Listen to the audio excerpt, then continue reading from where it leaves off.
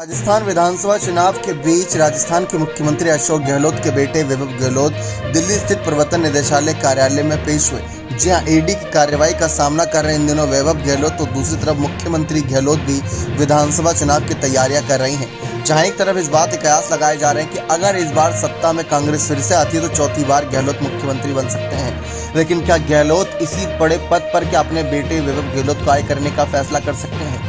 दरअसल हाल ही वैभव गहलोत ने जिस तरीके से ईडी की कार्रवाई का सामना किया उसके बाद से उनका हौसला बढ़ता जा रहा है। वह कह रहे हैं कि उन पर झूठे आरोप लगाए जा रहे हैं, जिन सवालों का जवाब उनसे पूछा जा रहा है उसके कोई सिर पैर नहीं है। तो इस तरीके से वैभव गहलोत ने ईडी की कार्रवाई को ही झुठला दिया।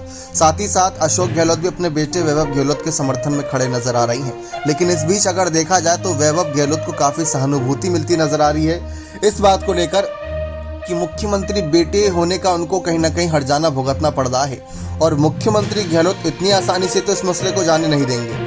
एक तरफ चर्चा इस बात की समय समय पर रही है कि राजस्थान में अगर कल को कोई मुख्यमंत्री बनता है तो पायलट या कोई और नेता होगा क्या। लेकिन जब भी इन नेताओं का नाम सामने आता तब भी विधायकों को गुस्सा आ जाता है और वह इस्तीफा देने की बात करने लगते हैं। वह नहीं चाहते कि सचिन पायलट मुख्यमंत्री पद पर बैठे। पहले सीपी जोशी बनने वाले थे, तब उनके नाम को हटाकर खुद गहलोत आगे आ गए थे, तब सीपी जोशी हार गए थे वोट से। तो हालात कुछ इस तरीके से बने हुए हैं। लेकिन जिस तरीके से वैभव गहलोत अचानक से सुर्खियों में आए, क्या ये कयास लगाए जा सकते हैं कि वैभव गहलोत की राजनीतिक पद पर ताजपोशी के लिए अब यहाँ पर तैयारी की जा रही है? क्या उनको तैयार किया जा रहा है आगे की रणनीति के लिए, आगे की तमाम चुनौतियों के लिए?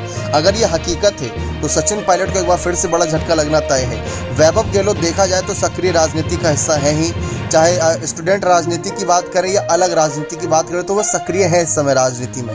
लेकिन अपने पिता अशोक गहलोत की तरह नहीं। लेकिन आने वाले कुछ सालों में उनकी तरह भी सक्रिय होने में ज़्यादा वक्त नहीं लगेगा, क्योंकि उनकी रगों में भी अशोक गहलोत का ही खून दौड़ रहा है। और वो अशोक गहलोत जादूगर के तौर पर कहे जाते हैं तो उनके बेटे भी कुछ ना कुछ कमाल दिखाएंगे। सचिन पायलट की ही बात कर ले, सचिन पायलट क्या जमीनी स्तर के नेता हैं? जी नहीं। सचिन पायलट को ही विरासत में ही राजनीति मिली है। उनके पिता राजेश पायलट खुद एक बड़े नेता के तौर पर जाने जाते थे। किसानों के समर्थन में, तमाम और समुदाय के समर्थन में हमेशा खड़े रहते थे। उसी बात का फायदा सचिन पायलट को मिला, जिसकी वजह से कम उम्र में वो सांसद बन गए, विधायक बने, उनको बड़े पद मिले। तो वह सब मेहरबानी किसकी वजह से? राजेश पायलट की वजह से।